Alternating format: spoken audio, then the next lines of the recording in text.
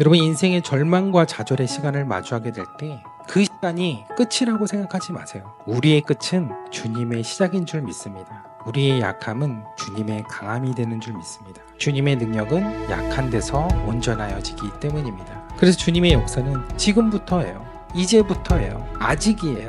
그래서 우리 인생이 끝나지 않는 한 주님의 역사도 멈추지 않고 끝나지 않는다는 것. 그러면 우리의 삶이 어느 때보다 고단하고 힘든 시간일지라도 우리에게는 족한 그 하나님의 은혜가 있다는 것. 그래서 내 약함을 핑계대지 않고 새롭게 시작하실 그날까지 믿음의 걸음을 걸어가시는 저와 여러분의 삶이 되기를 주님의 이름으로 축원합니다.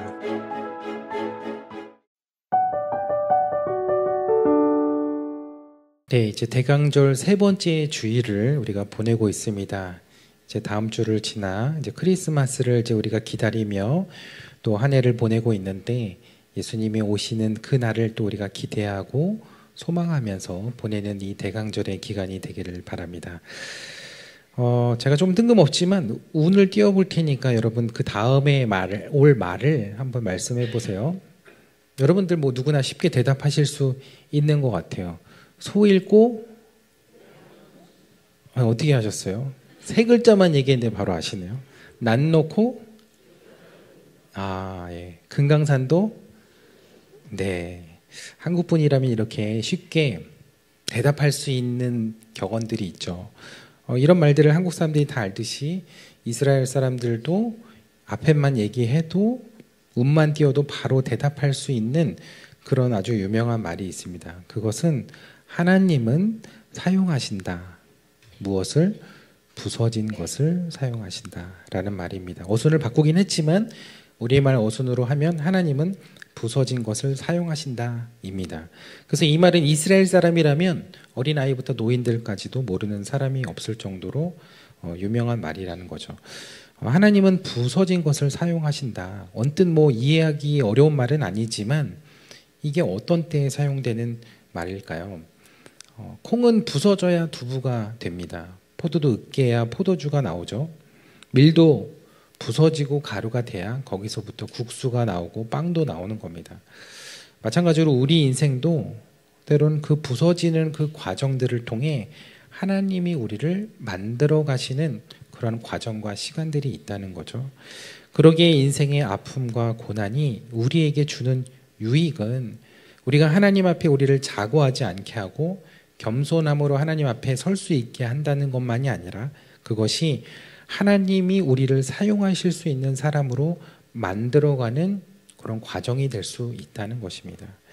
바울도 그의 유려한 인생의 배경이 그를 사도로 만든 것이 아니라 오히려 예수님을 다메섹에서 만나 그의 인생에 자랑할 만한 그 모든 것들이 산산이 부서졌을 때 그의 인생이 전혀 다른 인생, 하나님께 온전히 쓰임받는 인생, 복음으로 쓰임받는 인생으로 바뀌게 되었다는 것입니다. 세상은 내가 잘 세워져야 하고 내가 잘 준비돼야 되고 내가 좋은 스펙을 가져야 성공이라고 이야기하는데 성경은 반대로 이야기해요. 성경은 내가 무너져야 하고 내가 낮아져야 하고 내가 부서져야 그게 복이라고 이야기를 합니다. 제가 아는 한 목사님, 지금은 은퇴를 하셨는데 그 목사님께서 멕시코에 이제 부흥 집회를 가셨다가 거기서 어떤 한 신학생에 대한 간증을 이제 들으신 얘기를 제가 들었던 기억이 있어요. 근데 그 신학생을 만났던 인상이 되게 깊었는데 처음 딱 보자마자도 어디서나 눈에 띌 만한 인상착의를 하고 있었다고 합니다. 왜냐하면 그 학생이 반팔과 반바지를 입고 있었는데 이게 반팔과 반바지를 입고 있는 것인지 아니면 긴팔을 입은 것인지 알 수 없을 정도로 온몸에 문신을 하고 있었기 때문이에요. 요즘은 타투가 대중화되고 뭐 일반적이 되었지만 한 20여 년 전만 해도 이런 문신이라는 것은 아무나 하는 것은 아니었거든요. 물론 뭐 외국에서도 개방적이라고 하지만 그래도 이런 문신들은 주로 이 조직에 있는 사람들이 이런 문신들을 많이 했습니다. 근데 무슨 뭐 생각이었는지 아니면 뭐 자신감이 있었는지 이 신학교에 다니는 학생이 그렇게 온몸에 문신을 하고 뭐 얼굴만 빼고는 목에서부터 발끝까지 섬찟할 정도로 문신을 하고 당당하게 다녔다는 거죠.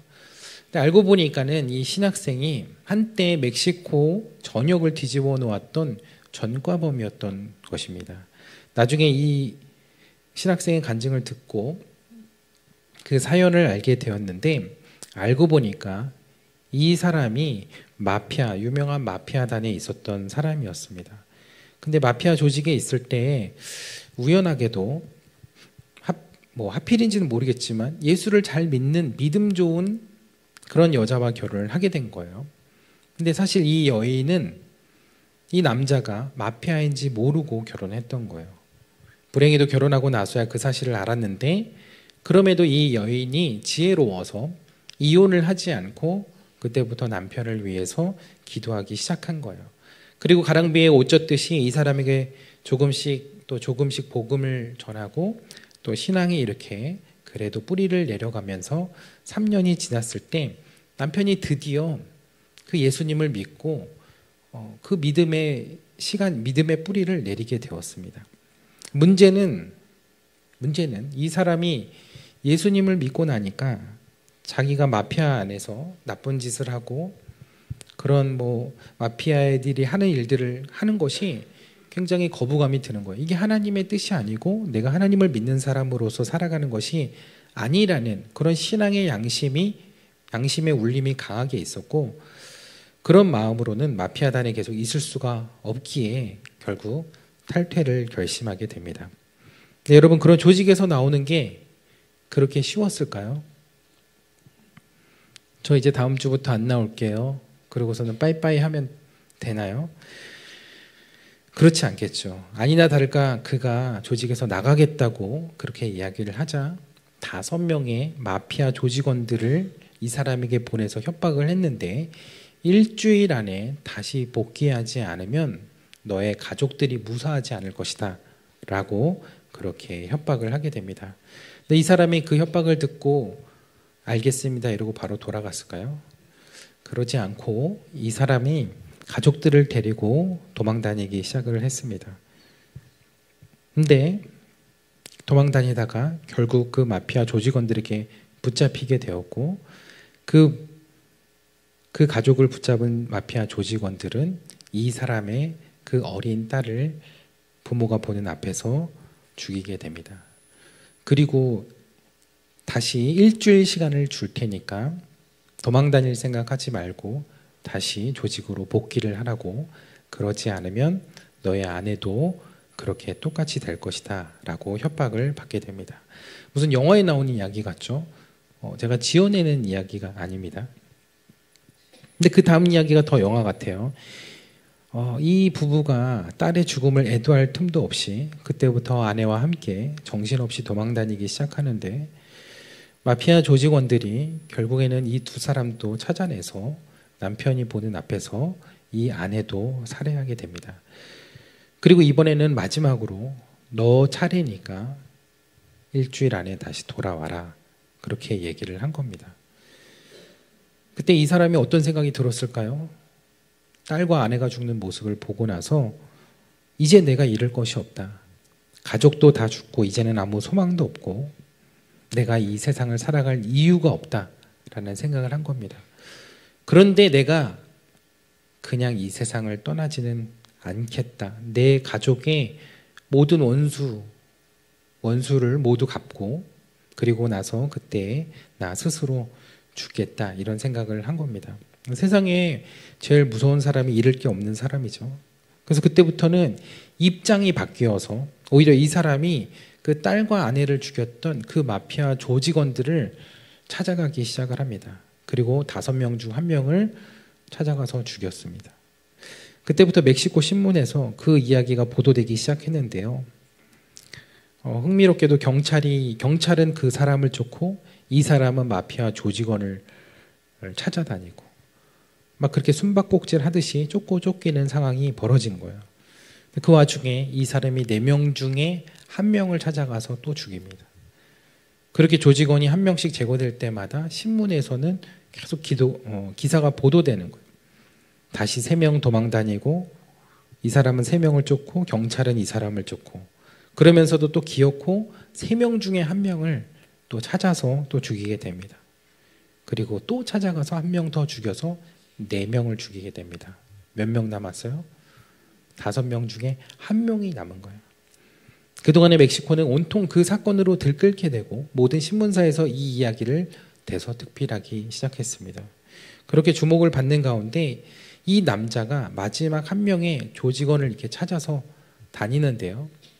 그러다가 그만 경찰에게 붙잡히게 됩니다. 그리고 마지막 그 원수를 갚지 못하고 재판을 받게 되는데 이 사람이 최고징역인 사형 선고를 받게 됩니다. 그동안 오로지 복수만 생각하며 그 원수들을 쫓아다니며 그렇게 조직원들을 죽였는데 그 선고를 받고 수감되어 정신을 차리고 보니까 자신도 그동안도 딸과 아내로 인해 이성을 잃고 지내었다는 것을 감옥에 와서 깨닫게 된 거예요. 그러면서 굉장히 마음이 힘들었던 것 같아요. 그 요즘 말로 현타가 왔다고 그러는데 내가 그래도 몇 년 사이에 그 아내를 따라 교회를 갖고 믿음을 갖게 되었는데 내 삶이 이렇게 된 이유가 무엇일까? 근데 그때 희한하게 평소에 아내에게 들었던 성경의 말씀들이 하나하나 생각나기 시작했습니다. 그러면서 드는 생각이 나는 예수를 믿는다고 했지만 여전히 흉악한 죄인이구나. 그런 나 같은 죄인을 위해서도 예수님은 십자가에서 죽으셨을까? 나 같은 사람도 구원을 받을 수 있을까?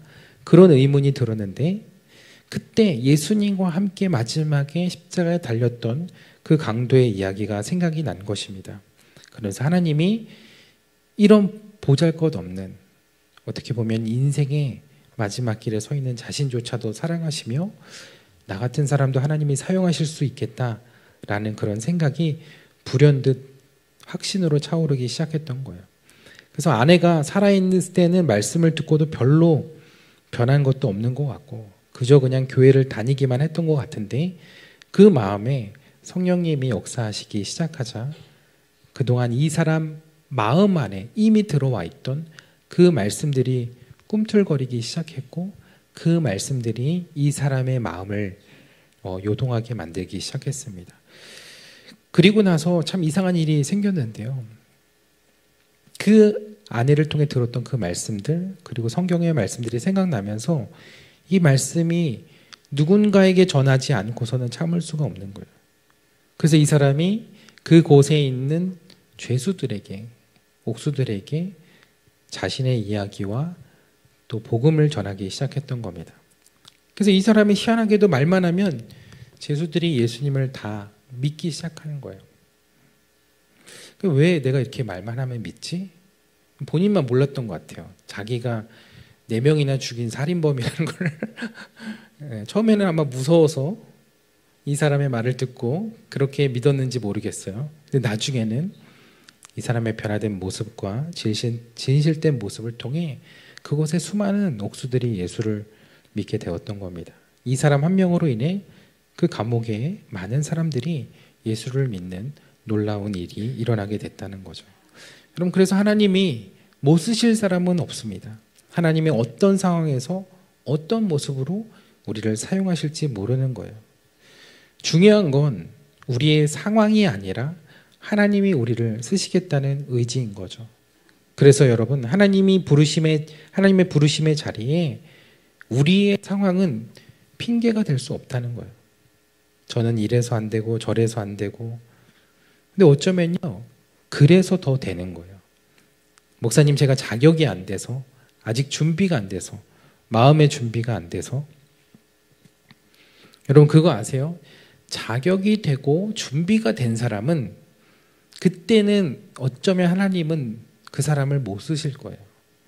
왜냐하면 그 사람의 마음 가운데는 내가 하나님의 은혜로 일하겠다는 것이 아니라 내 능력과 내 열심과 내 자격으로 일하려는 그 마음으로 가득 차 있기 때문에 그렇습니다.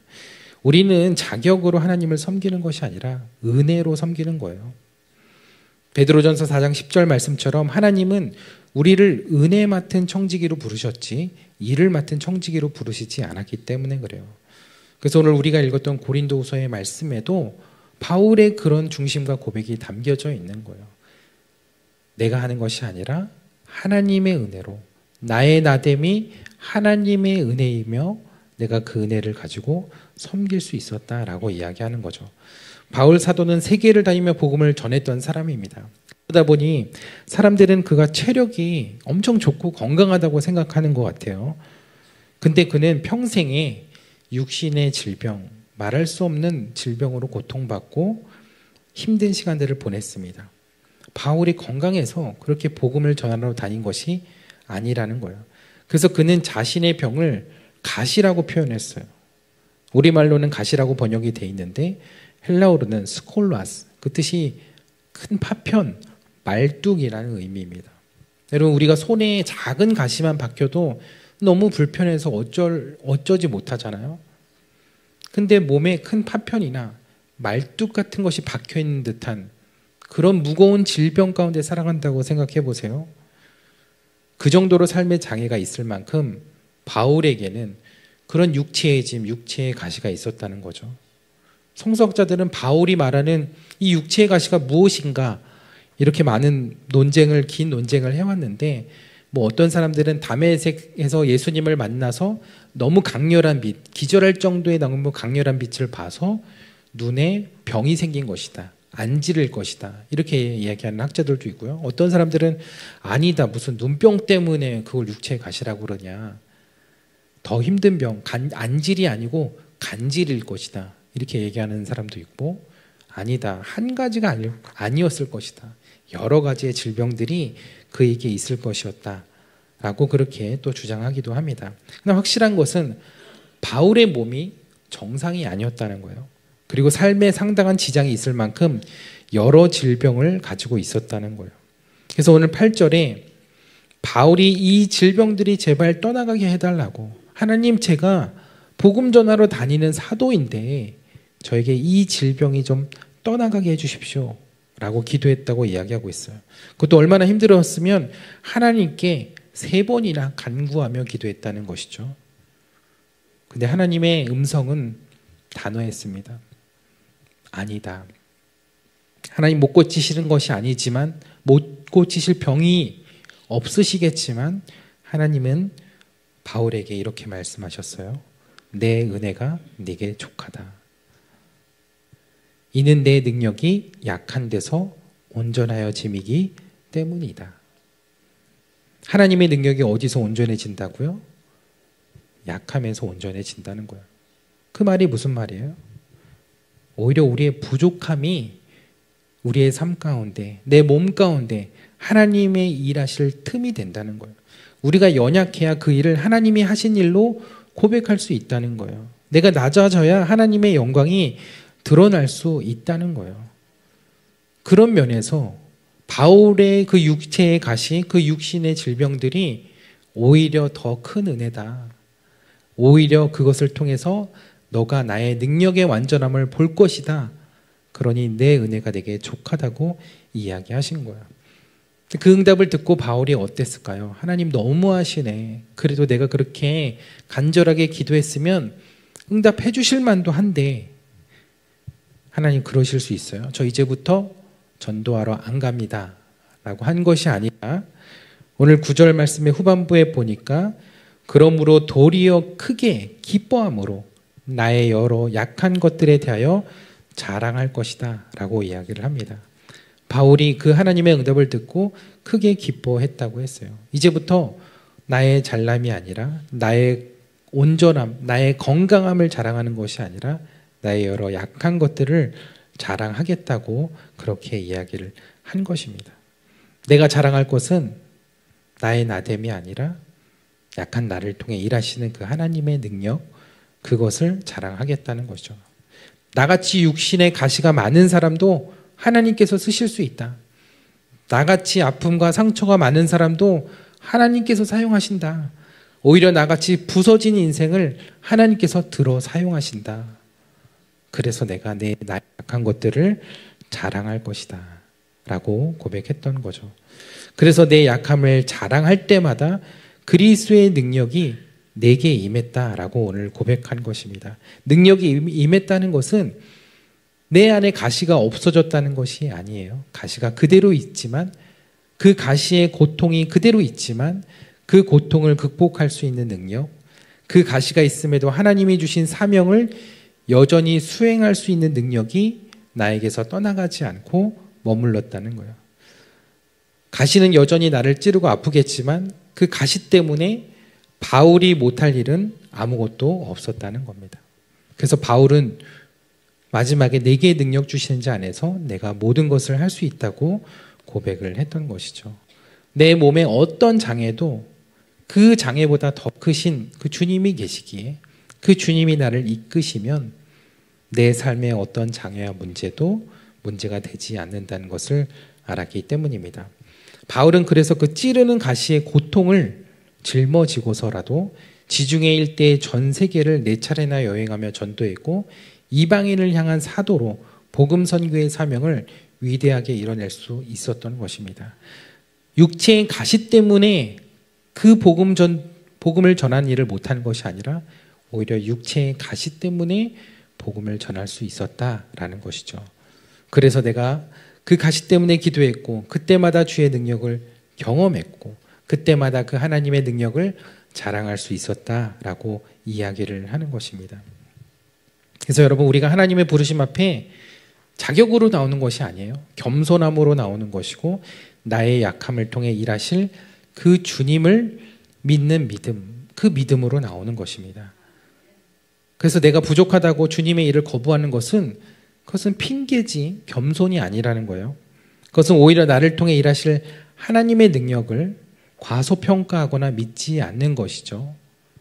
나의 연약함이 중요한 것이 아니라 나를 통해서 일하시는 그 하나님이 중요하시기에 그 하나님에 대한 믿음이 있다면 하나님의 부르심을 거절할 수 없다는 거죠. 하나님이 못 쓰실 사람은 없기 때문에 그래요. 저 밑바닥에 있는 사람도 사용하시는 분이 하나님이시고 그것이 그분의 능력이기 때문에 그렇습니다. 근데 우리는 그런 상황에서 먼저 결론을 내리죠. 난 이제 끝났어. 나는 하나님이 사용하실 수 없어. 이런 몸으로, 이런 형편으로, 이런 인생으로 내가 어떻게 하나님께 쓰임받을 수 있겠어? 내가 주님의 일을 한다고 하면 사람들이 손가락질하지 않을까? 그래도 세상 사람들이 보기에는 잘 되고 형통하고 좋은 모습을 보여야 저 사람이 하나님이 함께 하시는 사람이 아닌가? 그렇게 생각하지 않을까요? 오히려 내가 하나님의 일을 한다고 하면 하나님의 영광을 가리는 것이 아닐까? 그런데 그렇지 않다는 거예요. 바울도 복음을 전하며 다닐 때 그것이 가장 두려웠어요. 사람들이 내 모습을 보면서 비웃지 않을까? 네 육신의 병도 고치지 못하는 네가 무슨 그리스도의 능력을 전하겠냐는 것이죠. 여러분, 유대인들의 그 생각 가운데는 그런 게 있어요. 몸이 온전하지 않고 정상이 아니면 저 사람이 하나님에게 뭔가 벌을 받는구나. 몸이 정상이 아니면 부정한 사람으로 취급하고 성전 안에 들어와 제사를 드릴 수 없었어요. 그런데 바울이 사도로 부름 받았는데 몸이 저렇다고? 그리고 저 몸이 고침을 못 받는다고? 저 사람 무슨 문제가 있는 거 아니야? 저 사람이 무슨 사도야? 바울은 두려웠던 거죠. 사람들의 시선이 두려웠던 거예요. 그거 하나도 기도응답으로 받지 못하는 내가 사도라고 스스로 칭할 수 있을까? 바울에게는 이런 자격지심이 끝없이 올라왔을 거예요. 근데 하나님께서는 바울에게 이야기하신 거예요. 내 은혜가 내게 족하다. 너의 약함이 오히려 나의 온전함이고 나의 능력이 머무는 통로다. 그래서 바울은 그렇게 고백을 하면서 자신의 스스로의 자격지심에서 자유로움을 얻을 수 있었던 겁니다. 서두에 말씀드렸던 그 마피아 조직에 있던 이 사람이요, 감옥에서 그렇게 회심을 하여 완전히 다른 사람이 되었습니다. 그가 감옥에서 그렇게 복음을 전하는 전도자가 될 거라고 생각했던 사람은 아무도 없었을 거예요. 하지만 변하지 않은 사실이 하나 있었는데 그가 사형 선고를 받은 사형수였다는 것. 그가 이 세상에서 살아갈 수 있는 시간이 정해져 있었다는 거예요. 근데 그때 죽은 아내와 함께 다녔던 그 교회 담임 목사님이 이 사람을 여러모로 이제 도와주셨는데 이 사람이 그냥 이렇게 감옥에서 죽게 두는 것이 너무 안타까운 거예요. 그래서 이 사람을 어떻게 도와줄 수 있을까 기도를 하는 가운데 하나님이 지혜와 방법을 주셔서 이 사람의 그 사연을 전국의 여론으로, 전국에 있는 사람 국민들에게 그 스토리를 알려주기 시작한 거예요. 이 사람이 원래 예수 믿는 사람인데 왜 사람을 그렇게 죽였겠습니까? 자기 딸과 아내가 죽는 모습 보면서도 가만히 있을 사람이 어디 있겠습니까? 이 사람의 상황과 그 사정을 좀 참작해 줘야 되는 거 아닐까요? 사형시키는 것만은 너무한 것 아닙니까? 이 사람에 대한 이런 사연들, 뭐 국민들이 다 모르는 사람들이 없었기 때문에 이 사람에 대한 동정의 물결이 파도처럼 일어나기 시작했습니다. 그래서 이것이 대통령에까지 보고가 되고 그 사람이 사형수에서 무기수로 감형이 되었습니다. 그리고 거기서 더 여론이 형성돼서 무기수에서 10년 징역으로 감형이 됩니다. 그래서 그렇게 대통령 특사로 10년을 살고 출감하는 날까지 열심히 복음을 전하다가 나오게 된 것이죠. 그리고 감옥에서 나와 이제는 내가 그 남은 여생을 하나님께서 허락하신 그 남은 생명을 주님의 종으로 살아가야겠다고 하며 신학교에 와서 공부를 하게 되었고, 아까 그 온몸에 문신을 하고 반바지 반팔 차림으로 돌아다니던 그 신학생이 바로 이 남자였던 것입니다. 가족의 죽음에서 절망의 끝을 보았고 누가 보아도 이제는 삶의 희망이라고는 찾아볼 수 없는 그의 인생의 끝에서 하나님은 새 일을 시작하신 거예요. 시련과 고통과 아픔의 시간들이 복음을 전할 수 있는 복음의 도구, 복음의 통로가 되었던 것이죠. 그러니 여러분, 여러분의 인생도 그렇게 쉽게 단정 짓지 마시기 바랍니다. 요셉의 삶이 구덩이에서 끝나지 않았잖아요. 요셉의 인생이 감옥에서 끝나지 않았습니다. 세상 사람들은 요셉의 인생이 다 끝났다고 했는데 그건 세상 사람들 이야기고 성경은 그 시간 속에 요셉이 형통했다고 그렇게 이야기하고 있습니다. 요셉은 형통의 길을 가고 있는 중이었던 거예요.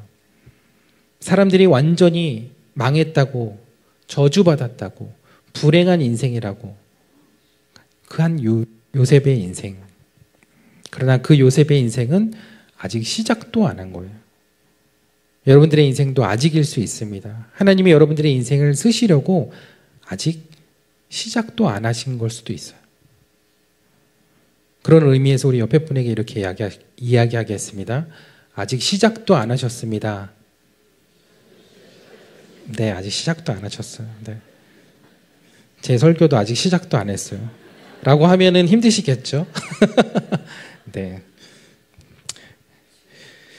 문제 앞에 우리가 주저앉지 않고 낙심과 절망에 지지 마시고 그 시간들을 잘 인내하고 지나가다 보면, 그리고 그 주님 안에서 나의 연약함을 자랑하고 있으면 내 삶을 새롭게 일하실 그 하나님을 보게 될 줄 믿습니다. 제가 지난주 목요일에 수술을 앞둔 그 집사님에게 연락을 드려서 기도를 해드렸는데요. 집사님이 평소에도 이렇게 담담하신 편이긴 했는데 좀 큰일을 당하시니까 좀 마음이 또 긴장도 되고 떨리셨던 것 같아요. 제가 새벽에 기도에 나오시는 분들한테는 이렇게 중보 기도도 부탁드리곤 했는데 이 집사님이 그 폐에 간 유리 음영이 3곳에 이렇게 발견이 된 거예요. 오른쪽과 오른쪽 1개, 왼쪽 2개. 근데 그 오른쪽에 있는 부분이 이게 좀 좋아 보이지 않고 결절이 좀 진해 보여서 이번에 이제 그 부분을 절개 수술을 하기로 한 겁니다. 그래서 의사가 할 때 이제 집사님은 한 번에 하면 좋은데 한 번에 다 수술을 하면 안 되냐고 했는데 이 수술이 환자한테 굉장히 큰 고통을 주나 봐요. 그래서 2군데 다 하면 환자가 고통을 견디기 쉽지 않을 거고 회복도 어려울 거다라고 얘기해서 이제 그저께는 오른쪽 폐에 있는 것만 그렇게 이제 수술을 이제 하게 됩니다. 그리고 이제 1년 뒤에 지나고 나서 다른 쪽은 그렇게 수술을 하자고 이야기를 한 거예요. 근데 문제는 검사 중에 설상가상으로 다른 쪽에 암이 발견된 거예요. 난소암이 발견돼서 그 조직 검사를 했는데 암이라는 게 분명했고 다행히 이제 처리는 되지 않아서 이제 수술을 하게 되는데 내년 2달 있다가 내년 2월에 자궁 적출 수술도 이제 하게 되었습니다. 정말 이렇게 하나도 감당하기 어려운데 이렇게 계속되는 이 진단 속에 이 집사님이 굉장히 좀 마음이 힘드셨을 것 같아요. 집사님이 자녀가 넷인데 막내딸이 아직 6살이에요. 그래서 걱정하는 남편분과 그 눈에 밟히는 자녀들을 생각하면서 마음이 얼마나 힘든 시간을 지나가고 계실까 그런 생각이 또 들었어요. 그리고 건강도 또 일하시던 것도 다 내려놓아야 하는데 그 시간들이 참 힘든 시간일 것이라는 생각이 들었어요. 그래서 집사님이 뭐 저희 교회 이제 성가대도 하시고 예배 마치고 늘 이렇게 예배 마치고 나서 마지막까지 이렇게 기도하시다 가셨거든요. 뭐 이렇게 병이 생겨서 기도하셨던 건 아니고 늘 저희 교회 처음 나오실 때부터 늘 그러셨어요. 근데 그렇게 기도하시면서 하나님께 은혜도 많이 받고 이곳에서 정말 은혜를 누리고 있는 가운데 그런 일이 닥쳤는데 하나님께 그런 질문이 드는 거죠. 왜 저에게 이런 육체의 가시를 주시나요? 왜 나에게 이렇게 감당하기 어려운 시간들을 그 시험을 주시나요? 라고 그렇게 이야기를 하시는 거죠. 그러면서 저한테 카톡을 보내시는데 하나님 아버지가 저에게 일할 시간을 오래 주시지 않는 것 같다고 얘기하시더라고요. 그래서 집사님도 앞으로 넘어야 할 산들이 많다는 것을 알고 또 앞으로 어떤 일이 일어날지 모른다는 그런 생각 속에 하나님께 왜라는 그런 질문들을 계속 하고 계신 것 같아요. 근데 저는 그렇게 믿습니다. 우리 집사님의 이야기, 집사님의 스토리는 이제부터 시작이다. 지금부터는 집사님의 그 인생의 스토리가 아니라 그분의 스토리, 히즈 스토리가 시작될 것이다. 그분의 역사의 이야기가 시작될 것이다. 그러니 집사님, 그 주님의 이야기를 우리가 기대하면서 이 시간들을 잘 지나가 보자고. 그래서 우리가 금요 찬양 집회 때 이제 내년부터 우리 성도님들의 간증을 듣는 시간이 있는데 내년에 꼭 영종 만나 교인들과 함께 우리 집사님의 이야기 그리고 집사님에게 약할 때 강함이 되셨던 그 하나님의 이야기를 꼭 나누자고 그렇게 이야기를 했습니다. 여러분 인생의 절망과 좌절의 시간을 마주하게 될 때 그 시간이 끝이라고 생각하지 마세요. 우리의 끝은 주님의 시작인 줄 믿습니다. 우리의 약함은 주님의 강함이 되는 줄 믿습니다. 주님의 능력은 약한 데서 온전하여지기 때문입니다. 그래서 주님의 역사는 지금부터예요. 이제부터예요. 아직이에요. 그래서 우리 인생이 끝나지 않는 한 주님의 역사도 멈추지 않고 끝나지 않는다는 것. 우리가 그 믿음을 붙들고 지금의 어려움, 지금의 시련, 지금의 시험들을 잘 지나가야 할 줄 믿습니다. 그러면 우리의 삶이 어느 때보다 고단하고 힘든 시간일지라도 우리에게는 족한 그 하나님의 은혜가 있다는 것. 그래서 내 약함을 핑계대지 않고 믿음의 길로 담대히 걸어간다는 것. 오늘 이 말씀을 통해서 저와 여러분들에게 주시는 그 하나님의 마음이고 하나님이 주시는 은혜인 줄 믿습니다. 그래서 오늘도 믿음의 길을 걸어갈 때 우리의 약함을 부끄러워하지 않고 그 약함에 넘어지지 않고 좌절하지 않고 낙심하지 않고 끝까지 그 주님이 우리의 삶을 새롭게 시작하실 그날까지 믿음의 걸음을 걸어가시는 저와 여러분의 삶이 되기를 주님의 이름으로 축원합니다. 오늘 우리의 말씀을 통하여 연약함 가운데 역사하시는 그 주님의 능력을 깨닫게 하시니 감사합니다. 하나님 부서진 것을 사용하시는 하나님이신 줄 믿습니다. 우리의 아픔과 고난이 끝이 아니라 주님의 시작이 되기를 원합니다. 때로는 그 인생의 가시가 너무 아파 견디기 어려울 때에도 주님이 우리를 붙드시며 주님이 우리와 함께 하심을 기억하며 주님의 능력으로 우리의 삶을 새롭게 하시는 그 하나님을 바라보기를 원합니다. 나는 믿습니다. 주님의 능력으로 담대히 나아가게 됨을 믿습니다. 주님과 함께 싸워 승리하게 될 것을 믿습니다.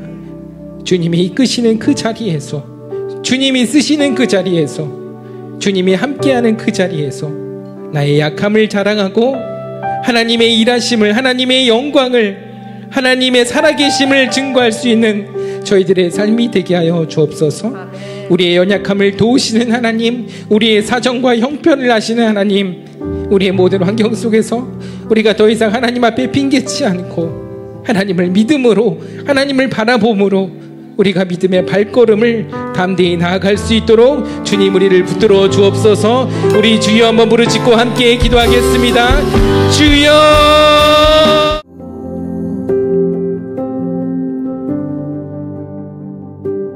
When I wake, I know you are with me. In the dark, I can almost see you clearly. Every day, you're singing over me. Like water, my love runs free. Oh, there is nothing like your love. There is nothing and no one above.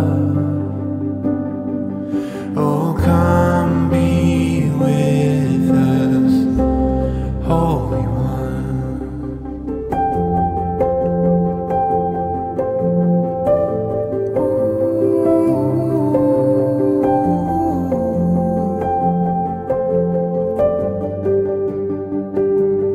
In my pain, I know you can feel it. There I find the comfort in your spirit. And every day you sing it over me. Like water, my love runs free. Oh, there is nothing like your love. There is nothing and no one above. Oh, come be with us, Holy One. Oh, come be with us, Holy One. Anyway,